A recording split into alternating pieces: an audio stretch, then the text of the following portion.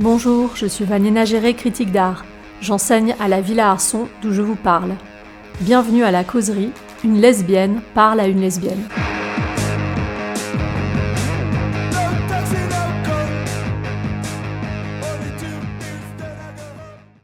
Nous sommes le 6 octobre 2025.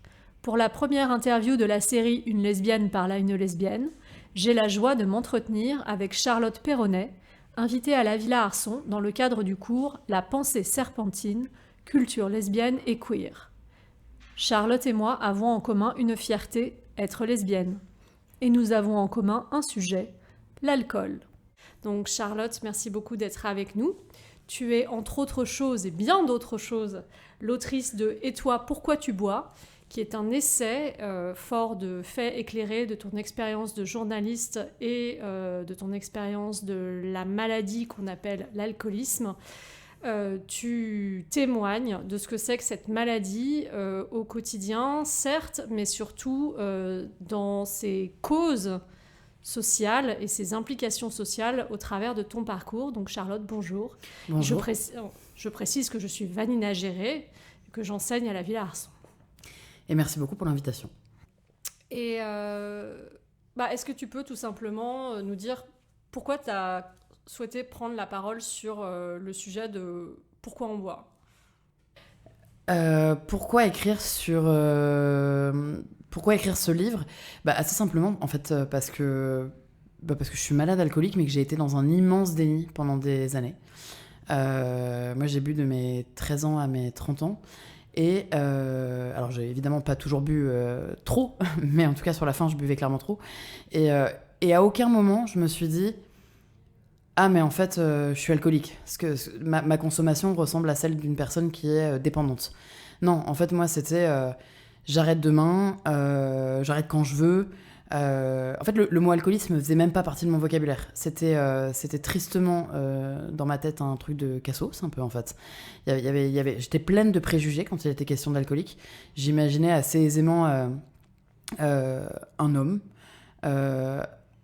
d'un certain âge, qui titillait une 8-6 sur un banc, une espèce d'image complètement biaisée, ou alors une mère potentiellement maltraitante, enfin, voilà, des images qui sont vraiment... Images qui sont vraiment des images d'Épinal, et en fait, qu'on hérite finalement de représentation de ce que c'est que les gens qui boivent mal, les gens qui savent pas s'arrêter, les gens qui boivent pas avec modération, et on en parlait tout à l'heure, qui sont essentiellement des gens qui sont issus des classes sociales plutôt basses et qui sont considérés comme des cas sociaux, des fléaux sociaux, et sans qu'il y ait aucune responsabilité globale d'une société derrière. Oui, mais sauf qu'en fait, ça, c'est des conneries. Enfin, c'est des conneries, ces images de la personne alcoolique, parce qu'en fait... Et c'est des conneries qui, en plus, sont graves pour les gens qui, comme moi, finalement, n'ont pas ce profil-là et qui vivent dans leur déni. C'est-à-dire que moi, en fait, à 30 ans, je me retrouve à boire jusqu'à 12 litres de bière par jour. Mais non, l'alcoolique, c'est pas moi, en fait. L'alcoolique, c'est pas une jeune femme avec ses diplômes, en couple, une famille aimante, rien qui déconne, en fait, rien qui déconne.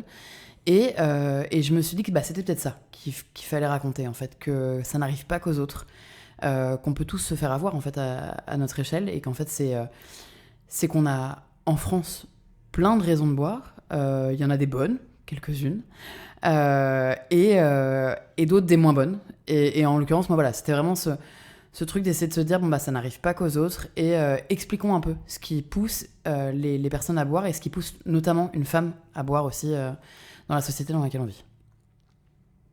Est-ce que tu pourrais développer là-dessus ? Je pense que, alors, il y a un côté pas très reluisant, dans tous les cas, à la maladie alcoolique. C'est même un mot dont on sert à tort, mais combien de fois on a entendu lui c'est un alcoolo, ce qui est hyper problématique. Mais quand il est question d'une femme alcoolique, il y a encore plus de clichés. Parce que c'est ces deux mots qui vont pas si bien ensemble. On imagine la femme comme... mais encore une fois, c'est vraiment des bêtises, quoi. Mais comme ne devant être que poésie, sensualité, gérer la baraque, absorber la charge mentale et surtout ne jamais montrer que c'est trop, par exemple. Et ça colle absolument pas avec justement l'image de la femme qui boit. La femme qui boit, qui prend de la place, qui ouvre, qui dit ce qu'elle a à dire, qui dérange en fait. Et bilan des courses, il y a un truc, il y a une vraie honte. Alors déjà, il y a une honte autour de l'alcoolisme, mais il y a une honte autour de la femme alcoolique. Et cette honte entraîne le fait aussi qu'on se cache. En fait, on nourrit ce déni, on se cache, on est vraiment des ninjas de la dissimulation, on se planque mais partout tout le temps. Et d'ailleurs, souvent, quand on va consulter, il est déjà bien tard, en fait. Et c'est un petit peu, voilà, c'est un petit peu ce que j'ai voulu raconter. Et en l'occurrence, je pense qu'on a aussi des raisons de boire en tant que femme. Typiquement, tout à l'heure, je parlais de charge mentale. Ça peut être une des raisons. Moi, je sais qu'en tout cas, dans mon cas, parce que je ne vais pas non plus parler de l'alcoolisme de tout le monde, parce que assez simplement, je ne suis pas médecin et que je n'ai pas vocation du tout à faire des généralités. Mais moi, je me suis beaucoup construit... il y a une vraie construction de moi par rapport à mon corps de femme, par rapport à quelle est ma place finalement dans ce monde quand même largement dominé par les hommes. Et l'alcool me permettait de prendre cette place. En tout cas, c'était le sentiment que j'avais. Permettait d'accepter mon corps plein de complexes, permettait de prendre une place dans laquelle j'étais pas forcément toujours à l'aise, permettait d'avoir cette grande gueule et d'être un peu provocante, mais juste comme il fallait pour me faire une place. Mais bon, tout ça, en fait, c'était une image dans laquelle je me suis complètement enfermée. Mais c'est vrai que ça me permettait d'occuper cette place que je voulais.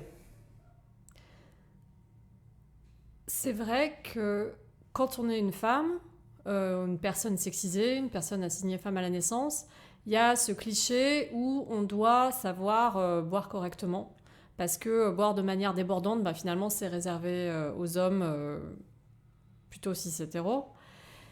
Et une femme qui boit trop, ça gêne, c'est dégueulasse, c'est une souillon, elle prend pas soin d'elle. Je précise pour les personnes qui vont nous écouter que je parle pas à Charlotte Je parle à Charlotte de personnes concernées à personnes concernées, parce que moi aussi je suis directement concernée par la maladie de l'alcoolisme. Et en fait, c'est vrai qu'en tant que femme, moi je sais que j'ai par exemple beaucoup bu pour prendre ma place dans un monde d'hommes et pour faire comme les hommes. Et donc j'avais un peu parfois cette espèce d'orgueil à tenir autant que mes homologues masculins, ce qui est pas forcément très malin parce que mon corps me le permettait pas. De toute façon, c'est pas très malin de boire.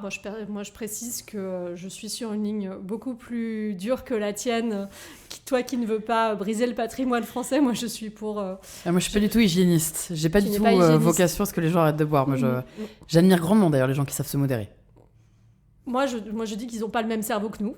Ah ouais, ok. Et qu'ils ont beaucoup de chance, ou pas, j'en sais rien. Mais ce que je veux dire, c'est que c'est vrai qu'en tant que femme, il y a parfois cette espèce de tentation pour exister, de faire un peu dans la surenchère. Ou alors, il faudrait être la princesse, donc avec cette espèce de cliché d'une femme blanche, bourgeoise, mignonne, qui boit ses deux coupettes de champagne et qui après se modère et qui reste bien sage.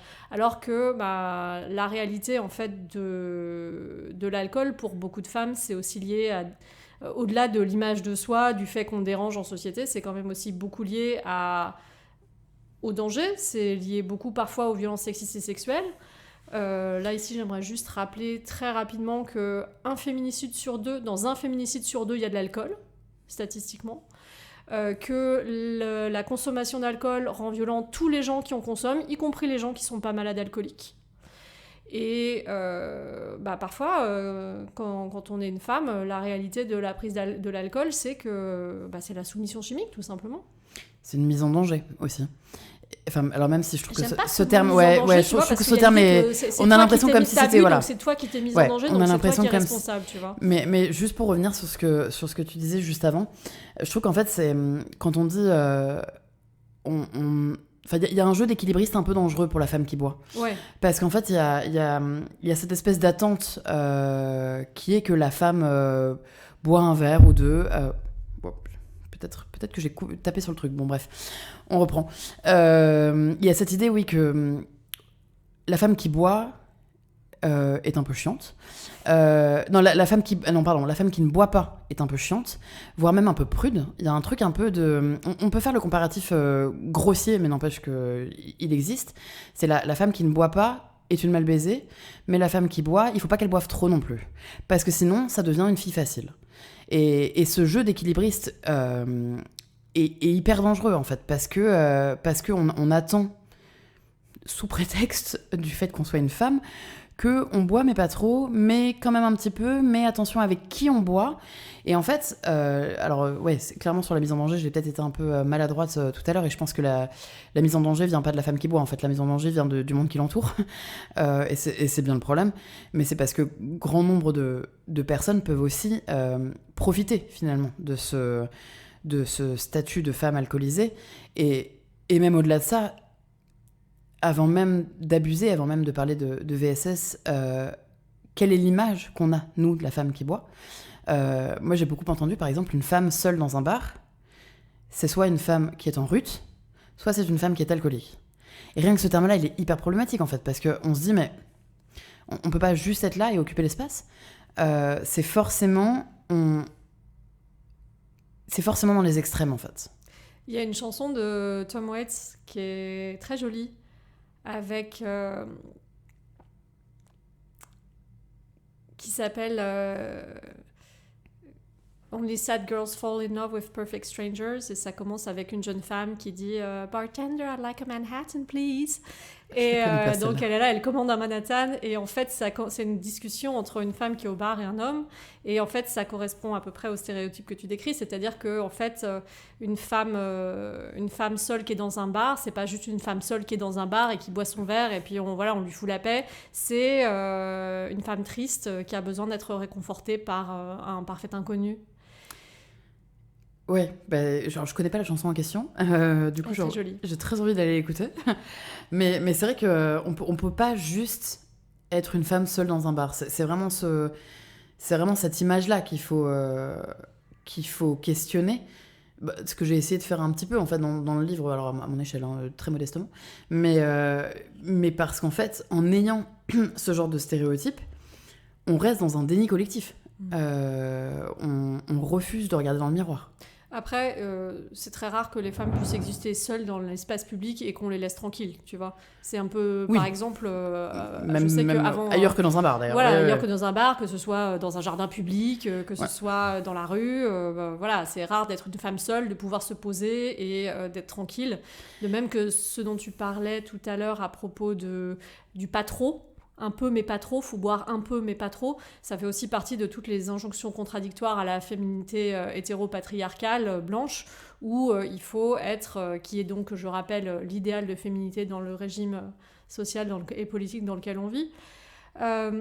Il faut, par rapport sur la question de la sexualité aussi, ou de comment on s'habille, il faut que ce soit un peu mais pas trop. Faut avoir l'air un peu salope mais pas trop quand même, parce que sinon après ça risquerait de déborder, on risquerait d'exister en tant qu'être sexualisé qui revendique et affirme sa sexualité. Donc tout ça fait partie d'un nœud d'injonctions contradictoires, et moi je trouve que ce qu'il y a de chouette dans ton livre, pour revenir à ton livre, c'est que à chacune des situations en fait de ta vie où tu parles des stades de ton rapport à l'alcool, de ta relation à l'alcool, tu remets ça à chaque fois dans le contexte social. Et j'aimerais bien que tu parles par exemple un peu du passage qui parle de tes études. Ouais. Ah je pense que les études, en tout cas mes études ont posé des vraies habitudes de consommation et des vrais... En plus, on a l'habitude de dire que les études sont finalement un temps, et qu'après, quand on rentre dans le monde du travail, il y a un truc où on se range et on efface un peu finalement les années étudiantes, on rentre dans le moule et tout va bien. Mais sauf qu'en fait, dans les faits, quand on prend des habitudes de consommation pendant plusieurs années, pendant des études, elles s'effacent pas comme ça du jour au lendemain, et en l'occurrence, moi, c'est ce qui s'est passé. Moi, j'ai fait une école d'ingénieur en agriculture, et après, j'ai fait une école de journalisme à Sciences Po à Paris. Et quand je suis rentrée à 18 ans en école d'ingénieur,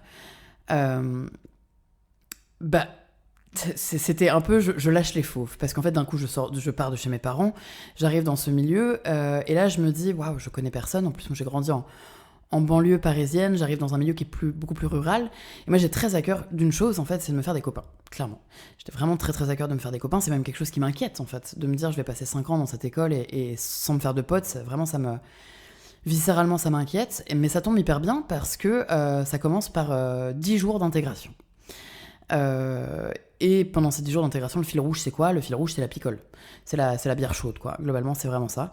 Qu'on boit à n'importe quelle heure. Et en fait, clairement, j'en suis pas à ma première cuite. C'est quelque chose que je fais déjà avec mes copains du lycée de temps en temps le week-end. Et donc, je me dis, ça tombe bien, je sais déjà faire. Et donc, je vais embrasser ce truc-là. Alors, je pense que même si la frontière entre intégration et bizutage est discutable, moi, j'ai pas eu le sentiment qu'on me force. Pour autant, dans cette école, même si ça change aujourd'hui, mais dans cette école, je ne connais pas une seule personne qui ne buvait pas. Et je crois me rappeler que quand le directeur vous accueille, il vous dit, quand vous aurez terminé vos études, quand vous sortirez d'ici, vous serez soit marié, soit alcoolique. Absolument, ouais. Premier cours, on se retrouve tous dans l'amphi, toute la nouvelle promo, il nous accueille, il est évidemment très content, on est tous très contents d'être là, et c'est la conclusion de son discours introductif. Bienvenue à l'école, et comme on le dit chez nous, vous finirez soit marié, soit alcoolique. Et nous, on était hilar. Et pas surpris. En fait, pas surpris parce que on connaissait les histoires de l'école, on connaît les écoles d'agro, les écoles d'ingénieurs, et il y a un truc un peu de « Ah ouais, ok, allez vas-y, place à la fête ». Sauf que c'est quand même gravissime que le directeur d'une école reconnue par la... Enfin, même financé en fait par le ministère de l'Agriculture puisse avoir ce genre de discours. Mais nous, à ce moment-là, ça nous fait rire. Vraiment, ça nous fait vraiment rire. Et malheureusement, c'est pas complètement déconnant ce qu'il a dit en fait, parce qu'il y a déjà plein de gens qui se rencontrent au sein de l'école et qui se marient, et que mine de rien, on prend des habitudes de consommation hyper fréquentes, parce que en fait tout est occasion à boire, que ce soit le début des partiels, la fin des partiels, n'importe quel événement sportif, mais tout en fait, tout est occasion à boire. Il y a des soirées plusieurs fois par semaine, il y a des soirées même organisées au sein de l'école. On a un foyer à l'école qui est même sponsorisé par une marque de bière locale, ce que je trouve à l'époque très brillant. Il y a un truc où vraiment on embrasse la fête et en plus on embrasse le patrimoine agricole. Parce que c'est une école d'ingénieurs en agriculture et qu'il s'agirait d'aimer les bonnes choses. Donc ça fait même partie presque de ton honneur que d'aimer la bière et le vin. Il y a un truc où vraiment... si t'aimes pas la bière et le vin, t'as pas intérêt à le dire en fait. Parce que c'est le patrimoine. Mais en fait, encore une fois,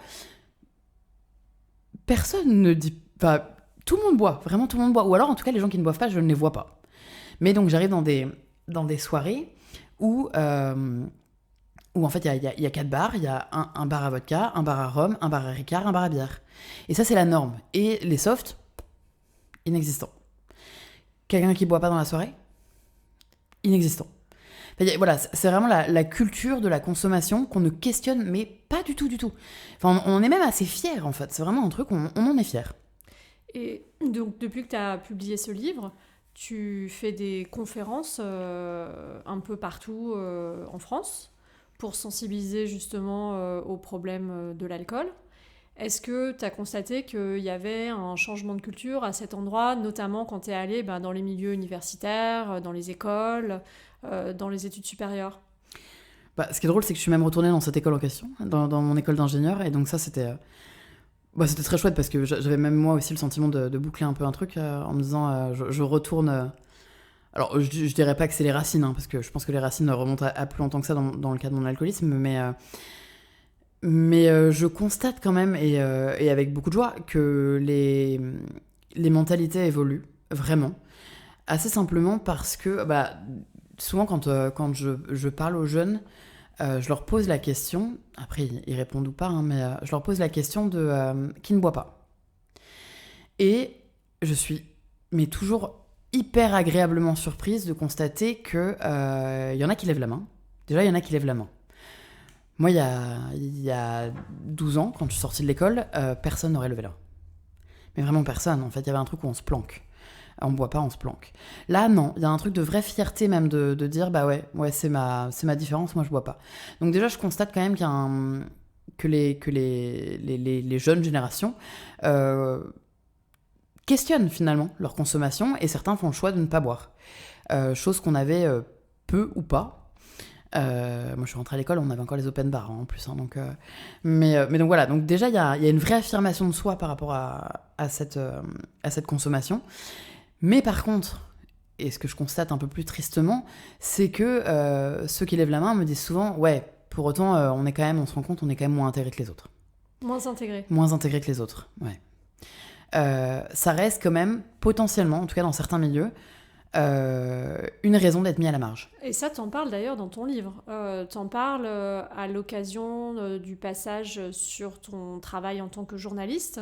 Il y a des soirées que tu ne fais pas, il y a des soirées que tu n'organises pas, des soirées où c'est coke vin rouge. Et tu sais très bien qu'en n'étant pas le genre de personne qui organise ces soirées, ben, c'est un peu compliqué pour toi de franchir certaines portes, si je me souviens bien. Ouais, c'est exactement ça, mais il y a une espèce de FOMO en fait qui s'installe, la peur de ne pas en être. Et c'est vrai que ça peut créer des frustrations en fait, ça peut créer un manque, ça peut créer ce sentiment de ne pas faire partie de la bande, ce qui est relativement désagréable en fait quand on souhaite en faire partie. Et moi en l'occurrence, je pense que j'ai énormément bu pour rentrer dans le moule. Que ce soit un moule d'ingénieur agro, que ce soit un moule de journaliste à Sciences Po, puis dans mes différents métiers. Il y a toujours eu ce truc de rentrer dans le moule dans lequel on m'attendait, mais qui est une image qui... Enfin, c'est un piège, en fait. Hein. Mais c'est vrai que... j'ai oublié la question originale, là, oui, sur les soirées. Il peut y avoir cette mise à l'écart, en fait. Et je pense qu'en France, on l'a. Hein. On l'a, cette mise à l'écart. Alors, heureusement, franchement, de moins en moins, quand même, je trouve. Mais il suffit de se questionner sur... qu'est-ce qu'on répond à quelqu'un qui refuse qu'on lui remplisse son verre ? On lui dit « Ah bon, tu bois pas, mais pourquoi ?» En fait, rien que de questionner ça est une mise à l'écart. Si c'était vraiment un non-sujet, on ne poserait même pas la question. Il y aurait même pas d'interrogation. En fait, c'est « Oui, d'accord, ok, je te sers quoi ?» Enfin, d'ailleurs, on proposerait plutôt « je te sers quoi ?» plutôt que « je te sers un verre de vin ». Mais même le mot « boire », on dit « on boit un verre », c'est sous-entendu de l'alcool. Enfin, et en fait, tous ces petits trucs, finalement, qui sont tellement ancrés dans notre façon de vivre et façon d'interagir avec les autres quand il est question d'apéro ou quand il est question de dîner ou je ne sais quoi. Il y a la norme, c'est de boire. Et bah, faisons en sorte qu'on soit également dans la norme si on a envie d'y être et qu'on ne boit pas, en fait. Mais ça, c'est vraiment quelque chose qu'il faut petit à petit. Justement, à propos du petit à petit, qu'est-ce que tu donnerais comme conseil à des jeunes personnes qui commencent leur parcours d'études ou qui rentrent dans le monde du travail, comme on dit, comme si les études, c'était si différent que ça du monde du travail dans la structuration, mais bon, ça c'est un autre sujet. Qu'est-ce que tu donnerais comme conseil par rapport à la consommation aux jeunes personnes qui commencent leur parcours d'études ou qui commencent leur travail par rapport à la consommation d'alcool et de drogue? Alors, je suis pas sûre que j'aurai le même discours que toi, du coup, mais... Moi, je suis pour l'abstinence totale. Ouais, alors que moi, je suis pas du tout pour l'abstinence totale. Non, moi, je suis vraiment... encore une fois, je suis vraiment pas hygiéniste et je pense qu'il est bon de faire ces expériences, honnêtement. En tout cas, je sais qu'elle est... quand j'ai commencé à boire, on m'aurait dit c'est interdit. Je suis absolument certaine que j'aurais foncé vers le produit, mais vraiment. Moi, en tout cas, chez moi, dans mon cerveau, interdire, c'est inciter. Donc, du coup, je vais clairement pas dire qu'il faut pas boire. En fait, je trouve que ce qu'il est sage, c'est de faire ces expériences, mais par contre, de se questionner. De se questionner de temps en temps. Alors, pas forcément tous les jours, parce que sinon, ça devient trop lourd et que ça reste pénible. Mais en fait, il peut y avoir des questions toutes simples, en fait, de se dire, bon, bah, est-ce que ce soir-là, j'ai bu plus que ce que j'avais prévu ? Et quelle personne je deviens quand je bois ? Est-ce qu'elle me plaît ? Est-ce qu'elle me plaît pas ? Est-ce que je dépense plus d'argent que ce que j'avais prévu ? Là, ce soir, j'ai prévu de pas boire. Alors déjà, c'est bien. de pouvoir prévoir ce genre de choses, parce qu'il y a certaines personnes qui y pensent même pas. Mais est-ce que, par exemple, si je me mets dans un cadre où en temps normal j'aurais bu, là je bois pas, et ça marche, là on parle d'alcool, mais ça marche pour tout, hein, enfin, globalement. Là, voilà, dans un cadre où en temps normal j'aurais bu, là je bois pas, est-ce que ça me manque ? Qu'est-ce qui me manque en fait ? Ou alors de se poser la question, on est en terrasse, on commande un verre, est-ce que je le commande parce que j'en ai foncièrement envie, réellement envie ? Est-ce que je le commande parce que j'en ai besoin ? Est-ce que je commande parce que je fais comme mes potes, finalement, et que c'est pas un truc que je questionne ? En fait, c'est juste de temps en temps de se sortir un peu de ce tunnel de consommation qu'on a, en fait. Et je pense que quand on est étudiant, on a un peu ce truc-là. On a ce truc-là de la fête, et tant mieux, franchement, tant mieux. Et d'ailleurs, étudiant ou pas, on peut sortir plus tard, heureusement. Mais voilà, juste sortir de ce tunnel de temps en temps et de se regarder.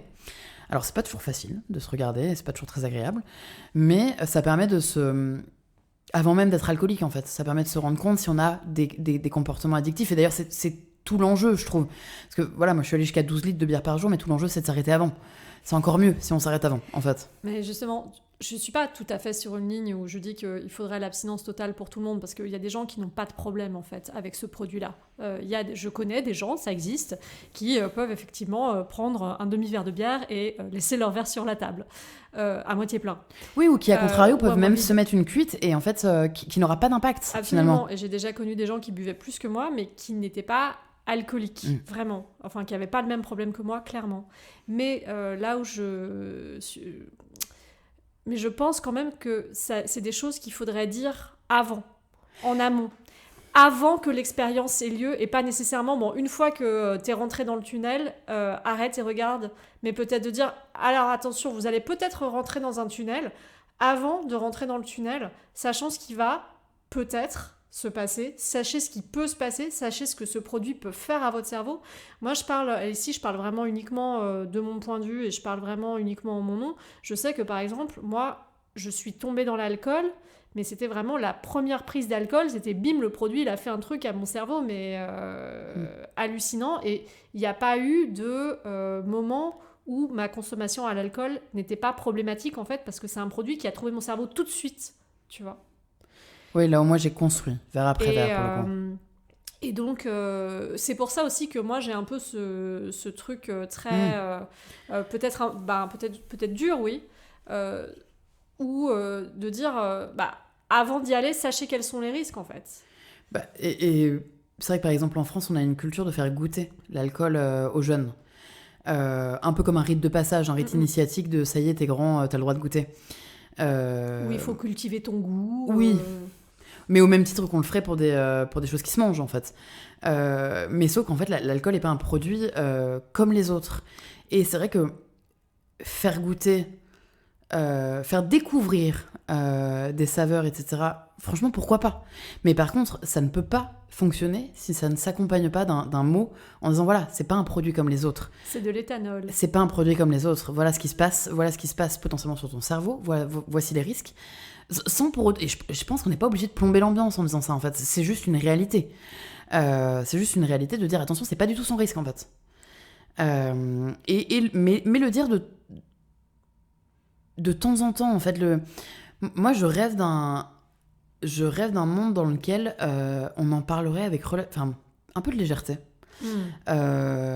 Sans des discours plombants. Et qu'en fait, ça fasse partie des choses qu'on sait. Attention. Alors, ceci dit, on sait par exemple que le tabac tue tout un tas de personnes et pour autant on continue à fumer. Oui, mais les gens le savent quand même. L'alcool, il y a un truc où on n'a pas le droit... En fait, on a un gros problème entre mettre sur le même plan la santé publique et le patrimoine, comme si c'était totalement incompatible. Il y a un truc... Non, en fait, on peut tout à fait mettre les deux sur un même plan et dire tu aimes boire un verre, d'accord, c'est pas un produit comme un autre. Ça contient de l'alcool, et l'alcool, ça peut flinguer ton cerveau, en fait. Voilà, et ça peut te rendre addict, et d'ailleurs, on peut être malade alcoolique pour un verre, comme on peut l'être pour 12 litres de bière, comme on peut l'être pour... Enfin, c'est pas une question de quantité, c'est pas une question forcément de régularité, c'est une question de liberté de s'abstenir. Et d'ailleurs, enfin... Je me rappelle avoir rencontré quelqu'un qui buvait un verre de blanc tous les soirs. Moi, je me disais, oh là, mais il boit pas grand-chose. Ouais, mais n'empêche qu'en fait, si on lui enlevait juste un verre, si on lui enlevait ce verre-là, Et bah c'était un problème. Bah ouais. Bah du coup là ça devient la maladie alcoolique en fait. Et ça c'est mais tout ça on en parle assez peu finalement. On en parle assez peu. Et tu disais ce dont tu rêvais. Moi, je rêve d'un monde où ce soit possible d'expérimenter avec ce produit sans pour autant avoir, en tant que femme, en tant que jeune personne queer, sans avoir à subir des conséquences sociales et des conséquences physiques et des conséquences sur la santé gravissimes. Bon, je ne vais pas revenir sur la question des VSS, mais le problème il y a qu'on a quand avec même aussi cette l'alcool... question de comment on encadre cette consommation. Et si tu veux, quand tu disais oui, on ne devrait pas avoir à choisir entre le patrimoine et la santé publique, je crois qu'en termes de santé publique, le coût social c'est monstrueux. de l'alcool, pas uniquement de l'alcoolisme, mais lié à l'alcool, c'est quelque chose comme 40 milliards d'euros. Alors, j'ai plus les chiffres en tête, mais oui, c'est monstrueux. Et d'ailleurs, tous les gens qui disent que, attention, il faudrait pas taper sur la filière alcool parce que le patrimoine, etc., en fait, le coût social est bien plus élevé que ce que ramène la filière en termes de chiffres, quoi. Oui, le coût social est plus élevé que ce que ramène la filière, et aussi les petits producteurs RIS, par exemple, par exemple les gens qui essayent de se diversifier, de faire du vin bio, de faire aussi du vin sans alcool, c'est pas nécessairement celles qui vont bénéficier le plus des retombées de la filière, justement. Du tout, non, du tout.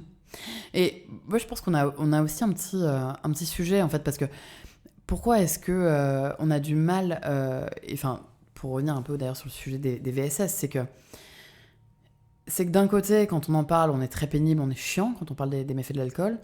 Il ne s'agirait pas de taper sur le patrimoine. Et en même temps, il y a un truc qu'on occulte tout le temps, c'est que l'alcool est le produit de la désinhibition. Et en fait, pourquoi d'ailleurs est-ce qu'il est aussi associé à tant de VSS ? C'est parce que c'est le produit de la désinhibition, et donc ça autorise, comme si ça autorisait, sous couvert de consommation d'alcool, à avoir des comportements gravissimes. Oui, on a beaucoup parlé de soumission chimique avec le procès des viols de Mazan, mais c'est assez rare d'entendre dire l'alcool est un des premiers agents de la soumission chimique.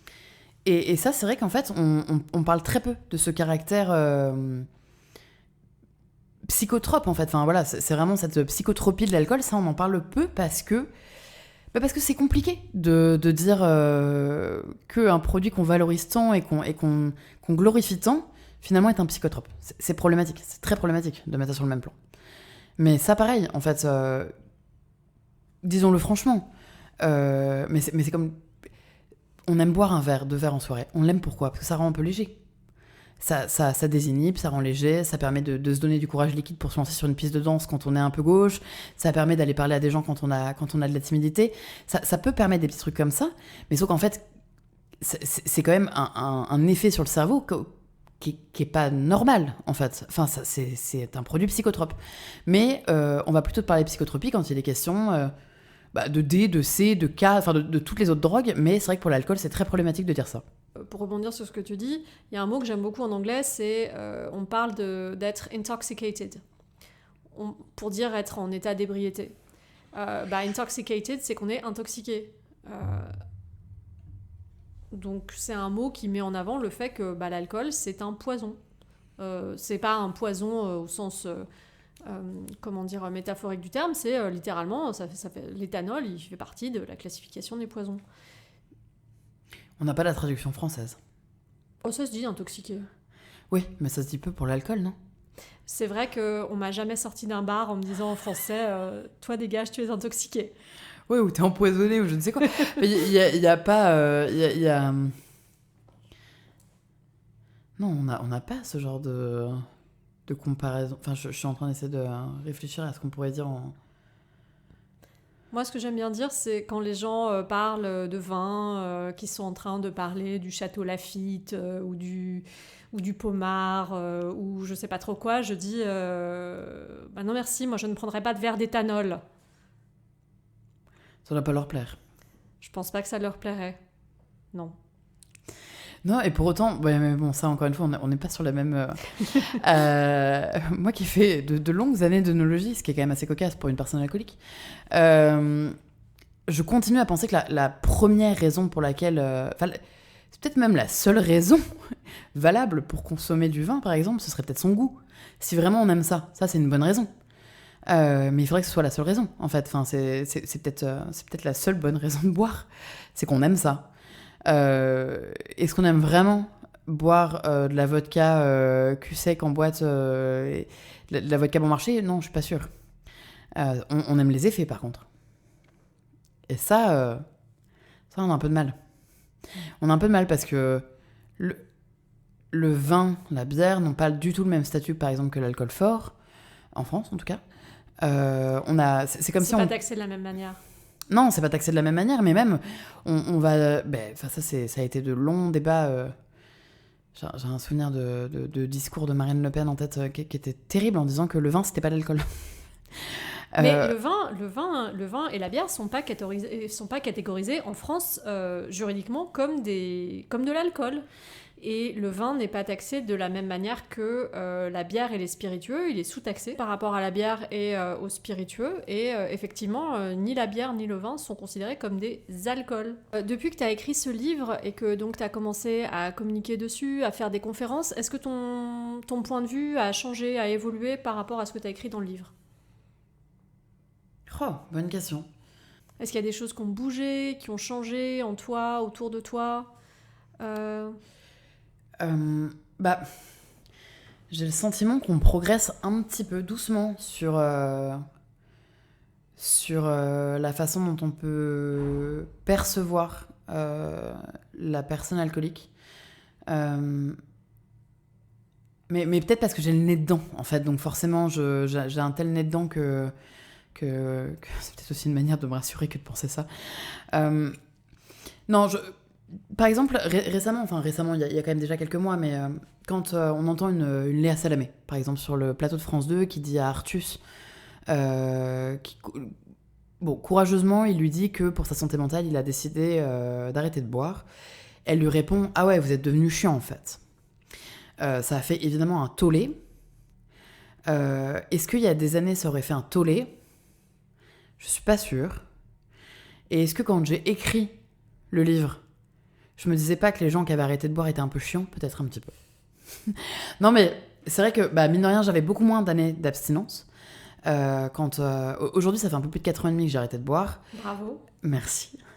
Quand j'ai écrit le livre, en gros, j'avais entre 1 an et demi et 3 ans d'arrêt. Et je pense que aujourd'hui, je suis hyper fière de mon abstinence. Enfin, autant je suis pas du tout fière de ma maladie alcoolique, c'est pas un truc dont on est fier. Mais par contre, je suis très très fière de ma sobriété, vraiment. Et j'ai écrit ces lignes en étant beaucoup moins fière. Aujourd'hui, vraiment, c'est un truc, on me l'enlèvera pas, quoi. Vraiment, je nage à contre-courant dans une société qui veut qu'on boive tous et qu'on soit tous un peu annihilés. À l'époque, c'était moins ça dans mon cerveau. Je luttais encore un peu, quand même. Je luttais encore. Alors, pas sur tous les passages, parce que je pense qu'il y avait des choses qui étaient digérées depuis très très longtemps. Mais l'abstinence était quand même beaucoup plus récente. Et il y avait eu moins d'expériences hyper heureuses que j'ai pu vivre depuis dans l'abstinence. Parce qu'au début, évidemment, en tout cas, dans mon cas, c'était pas évident. Quand j'ai arrêté de boire, il n'y a pas eu un truc instantané de tout va mieux, tout s'arrête, hop, c'est bon. Non, au début, ça a été un peu compliqué. Mais quand je vois tout ce que je vis maintenant, peut-être ça aurait été un peu plus doux si je l'avais écrit aujourd'hui. Ça aurait été un peu plus doux, peut-être. Et en même temps, c'est bien d'avoir un peu de colère. Je pense que j'avais de la colère aussi un peu en moi quand j'ai écrit le livre. Essayer de comprendre pourquoi moi, quoi. À quel moment ça a merdé, en fait. Aujourd'hui, je pense que je m'accorderais peut-être un tout petit peu plus de douceur. Voilà. Alors, à titre personnel, je trouve pas que le livre soit particulièrement marquant par une colère volcanique. Je trouve que tant mieux. Le ton est juste par rapport, en fait, au problème social que c'est, tout simplement, hein, l'alcool et la maladie que c'est. Et tu fais bien de rappeler que on est fier de son abstinence et aussi qu'on n'a pas à avoir honte de cette maladie parce que c'est une maladie. Ouais. C'est pas un défaut de caractère, c'est pas un manque de volonté, c'est pas un signe de faiblesse ou quoi, c'est une maladie. Point. Et ça, malheureusement, c'est pas encore quelque chose qui... Enfin, c'est quelque chose qui commence à être de plus en plus entendu, mais pas nécessairement compris de ce que ça peut avoir comme implication, que l'alcoolisme, c'est une maladie mentale, y compris quand on a arrêté de boire et qu'on est abstinente. Merci de parler de cette fierté de l'abstinence, et aussi ce que tu disais par rapport à la peur de devenir ennuyeuse ou chiante. C'est vrai que on entend souvent ça. Que les personnes qui se disent que ce serait peut-être pas mal d'arrêter de boire ont peur que leur vie devienne très ennuyeuse. Et à titre personnel, ma vie n'a jamais été aussi pleine que depuis que j'ai arrêté de boire, depuis que je ne bois plus. J'ai tellement de choses à faire, il y a tellement de choses que je me suis remise à faire, que j'avais même oublié que j'aimais faire, que j'avais même oublié que j'aimais. Il y a tellement de sensations qui sont revenues, il y a des manières de faire les choses qui sont revenues, il y a des nouveaux intérêts que je ne pensais même pas avoir qui se sont développés. Et en fait... pourtant, quand on boit, on se dit que si on arrête le produit, ça y est, c'en est fini de la fête, alors qu'en fait, c'est beaucoup plus la défaite que la fête. Donc ça, c'est quelque chose, je pense, qui est très important de faire passer, c'est que en fait, quand on a besoin d'arrêter de boire et qu'on le fait, la vie après, elle va devenir pleine. Ce ne sera pas juste un grand manque de la substance. Ça va, en fait, enlever la substance, ça va laisser la place pour tout le reste, parce qu'au bout d'un moment, quand la maladie gagne, il n'y a plus que la substance et toute la vie disparaît. Et là, en fait, c'est récupérer sa vie et tout ce qu'on peut construire dans sa vie, sachant que, bon, bien sûr, ça ne va pas non plus être un long fleuve tranquille et qu'il va y avoir des problèmes et qu'on va les traverser, mais qu'on peut... C'est même pas qu'on peut continuer à s'éclater, c'est qu'on va commencer à comprendre ce que ça veut dire s'éclater vraiment, en fait. S'éclater vraiment, s'éclater en conscience. Et Mais c'est vrai que je trouve que quand on consomme, on n'a pas du tout cette image de la vie sans alcool, ou la vie même avec un peu moins d'alcool. C'est pas quelque chose qu'on visualise, et c'est quelque chose qui est terrifiant. Enfin, il y a vraiment ce... Pourquoi est-ce que j'arrêterais, vu que ça a toujours été là ? Qu'est-ce qui me pousserait à arrêter ou à me modérer ? Alors, évidemment, il peut y avoir... alors, on n'aime pas ce terme, mais il peut y avoir le fait qu'on vive du danger, enfin voilà, qu'on se mette en danger, il peut y avoir des chutes, il peut y avoir de la violence, il peut y avoir plein de choses qui nous poussent à nous dire waouh, peut-être que l'alcool est problématique. Mais c'est vrai que volontairement, sans finalement tout ça, se projeter dans une vie sans alcool ou avec un peu moins d'alcool, ça fait vraiment très très peur. Et moi je sais que c'était vraiment ma plus grande crainte. Mon dernier verre à la main, je me disais oh là là, une vie de nonne m'attend. Mais comme si en fait on m'arrachait un bout de moi, et accessoirement. Ouais. Les nonnes ont parfois des vies très intéressantes. Ouais, c'est vrai ça. Mais bon, en tout cas, c'était l'image que j'en avais. Mais oui, complètement, je pense qu'il y a moyen que ce soit très intéressant en plus. Mais moi, il y avait un truc où on m'arrachait cette partie de moi qui a accessoirement été la plus fun. Comme si j'allais perdre ma gouaille, perdre en plus toutes les raisons qui faisaient que les gens m'appréciaient. Et moi, j'avais à cœur qu'on m'apprécie, quoi. Il y avait ce truc-là un peu. Alors même qu'aujourd'hui, déjà, ma vie n'a pas foncièrement changé. Alors même si là-dessus, je sais qu'on est... Il y en a qui diront qu'en arrêtant de boire, ils ont coupé les ponts avec tous leurs potes, ils ont plein de nouveaux copains, et que finalement, la vie d'avant n'a rien à voir avec celle d'après. Moi, dans mon cas, mes amis sont en grande partie restés les mêmes. C'est impressionnant, ça. C'est le frigo. On coupera. J'ai gardé mes amis... et ceux que j'ai perdus, finalement, étaient vraiment pas les meilleurs. C'était ceux que je voyais uniquement pour consommer. Il y a un truc où c'est possible de faire tout ça, de faire la même chose, et même plus, et même mieux, sans. Et en fait, on est encore plus... Moi, par exemple, j'avais très peur de plus faire marrer les gens. En fait, je me rends compte que je suis beaucoup plus fine dans mon humour sans être bourrée. C'est évident. Mais quand on l'a pas expérimenté, ça paraît impossible. Mais vraiment impossible. Et d'ailleurs, on me questionne souvent sur qu'est-ce qu'on peut dire en tant que proche. En tant que proche, par exemple, je vois que mon pote est en train de se détruire parce qu'il consomme, mais encore une fois, hein, pour l'alcool ou pour autre chose. Je vois que mon pote, ou je vois que ma cousine, ou n'importe qui consomme trop, qu'est-ce que je peux faire ? Et moi, je trouve en tout cas, quelque chose qui a beaucoup, enfin, moi qui m'a fait un petit électrochoc quand même, c'est un soir où ce jour-là, je n'ai bu qu'une bière, ce qui à mon échelle était déjà énorme. Enfin, vraiment, boire qu'une bière, c'était waouh. Et ce soir-là, je rentre chez moi et on me dit, t'as fait marrer tout le monde ce soir. Et j'avais bu qu'une bière. Et à ce moment-là, je me suis dit, quoi, je suis capable d'être drôle, même sans alcool, enfin, ou quasiment pas, quoi. Et ce jour-là, moi, ça m'a fait un vrai truc. Je me suis dit, ah, c'est peut-être possible, en fait. C'est peut-être possible une vie sans. Et donc, aller valoriser un comportement ou la façon dont on peut apprécier, ou la façon dont la personne peut briller sans ces moments où finalement elle n'est pas alcoolisée, elle n'est pas droguée, elle n'est pas défoncée. Aller valoriser ces moments-là en disant que c'est une personne chouette à ces moments-là, et bah, plutôt que de lui dire qu'il a merdé au moment où il est alcoolisé. C'est beaucoup plus efficace, et je trouve qu'en termes d'impact et en termes de projection dans une vie future, c'est beaucoup... Il y a beaucoup plus d'espoir. Or, quand on arrête, on voit quasiment que le mur. On a besoin d'un tout petit peu de lumière derrière, parce que sinon c'est trop dur.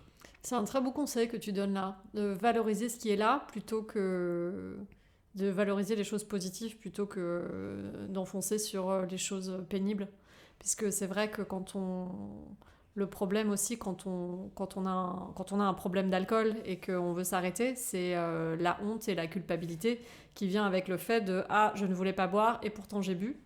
Ouais, ou qu'est-ce que j'ai fait la veille, enfin on se réveille en ayant une honte, mais c'est terrible, on est vraiment accablé en se disant mec, à fouiller dans le téléphone, à essayer de raccrocher les wagons, à se dire à quel moment qu'est-ce que j'ai dit, qu'est-ce que j'ai fait, qu'est-ce que j'ai pu faire, qu'est-ce qui a été mal interprété, qu'est-ce que j'ai vraiment voulu dire, on se rappelle plus très bien, et c'est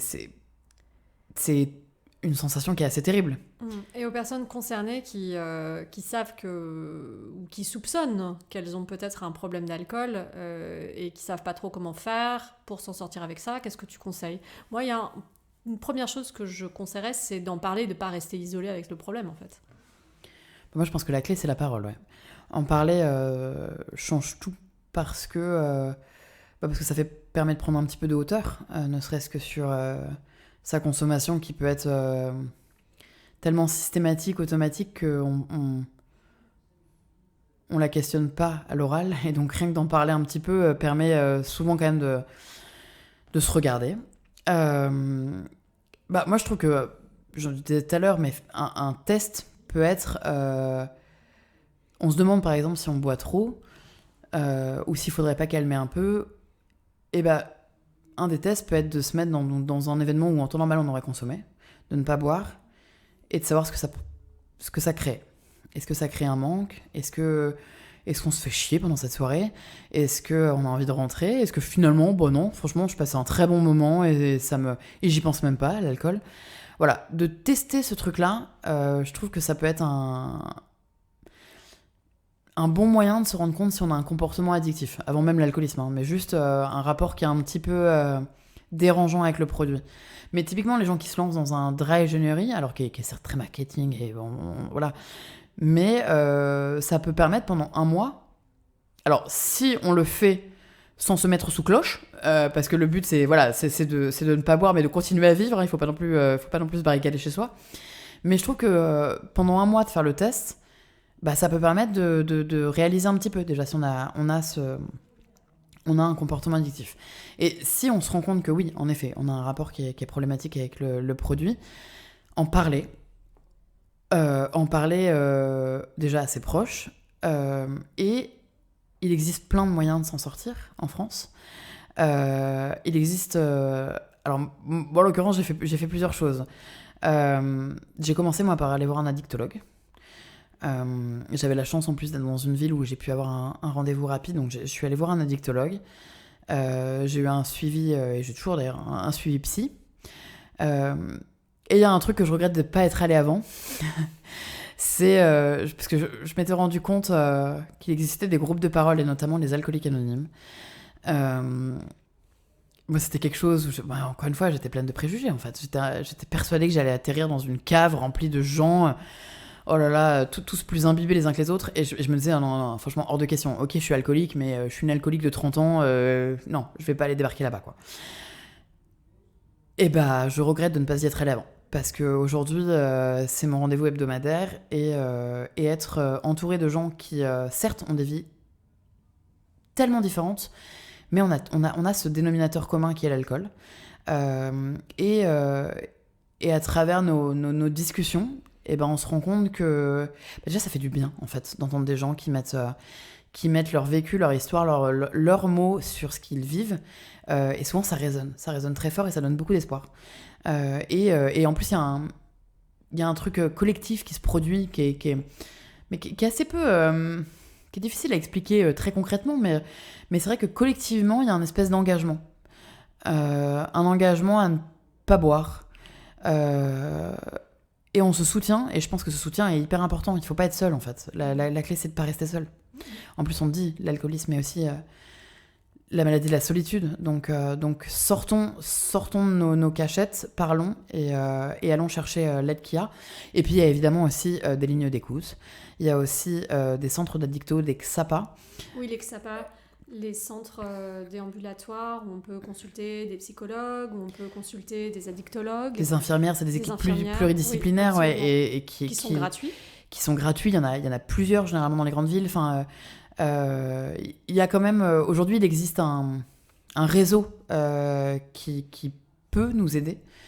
On a la chance d'être en France et d'avoir ces services-là. Mais la clé, vraiment, c'est de parler. On a un petit dicton aux alcooliques anonymes, alors je risque peut-être de la moucher un peu, mais on dit qu'on arrive avec des valises et qu'on les laisse là. En fait, on repart beaucoup plus léger. Et en fait, je pense que c'est justement cette liberté de parole qui permet ça. C'est qu'en fait, on parle, on dépose tout ce qu'on a à déposer, on dépose tout ce qui nous encombre, en fait. Toute la lourdeur de notre quotidien, tout ce qui nous donne envie de boire, finalement, peut-être aussi. Et qu'on repart plus léger. Et que ça nous permet de... Parce qu'en fait, c'est une chose d'être abstinent. Et d'ailleurs, moi, j'ai débarqué aux alcooliques anonymes, j'avais arrêté de boire depuis 11 mois, quasiment un an. Bravo. Mais sauf qu'en fait, ce qui se passait, c'était que... Ok, j'avais arrêté de boire. J'étais contente, parce que je voyais que tout le monde était content que j'ai arrêté de boire. Il y avait un truc de je tenais bon, allez, on y va, on y croit. Et puis en plus avec des proches hyper cheerleaders, donc franchement ça allait. Mais sauf qu'en fait, au bout d'un moment, je me suis rendu compte d'un truc, c'est que déjà j'étais un peu seule. Parce que heureusement, mes potes ne sont pas, enfin en tout cas tous ne sont pas alcooliques. Donc il y avait ce truc où je me suis retrouvée un peu seule avec mes problèmes, parce qu'au bout de 11 mois, moi mes copains ils se disent que ça va, elle tient bon. Ouais, mais sauf qu'en fait moi intérieurement je tiens pas si bon, quoi. J'ai toujours un peu envie de boire. Et il y a eu un truc de... En fait, je luttais. Pendant ces 11 mois, j'ai lutté contre moi, quoi, en me disant non, je ne vais pas boire, mais je lutte. Et j'ai trouvé, en débarquant dans ces groupes de parole, quelque chose de l'ordre de la légèreté, ce qu'on appelle l'abstinence heureuse, finalement. En se disant, ok, je suis abstinente, c'est un fait, mais ce qui serait bien, ce serait d'être heureux dans cette abstinence. Et ça, c'est ce que j'ai trouvé. Quelque chose de l'ordre de beaucoup plus léger, vraiment, de joie, en fait. Et de fierté, d'ailleurs, aussi.